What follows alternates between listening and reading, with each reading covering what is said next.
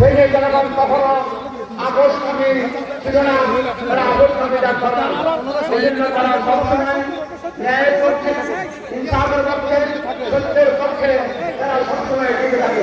আমি এই জন্য দেশবাসীকে অনুরোধ করবো আগামী দিনে বাংলাদেশ করার জন্য জুলাই অভ্যুত্থানের মাধ্যমে যারা নতুন বাংলাদেশ করার সুযোগ পেয়েছি সেই সুযোগে কাজে লাগে আগামী 12 ফেব্রুয়ারি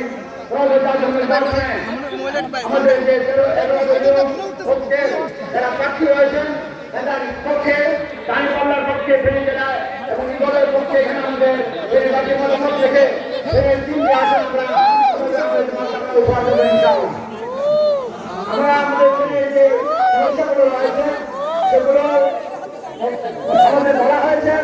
এই সমস্যাগুলো আমাদের পূরণ করার জন্য আগামী নির্বাচন ভাবি থাকবে। এখানে একটা কথা বলতে হয়, যেমন আমাদের দেশে একটা মাধ্যমিক বিশ্ববিদ্যালয়, সরকারি মেডিকেল কলেজ, এগুলো করার কোনো বিষয় ছিল না। আমাদের এখানে 2 বার প্রধানমন্ত্রী পেয়েছিলাম, দুর্ভাগ্যজনক হয়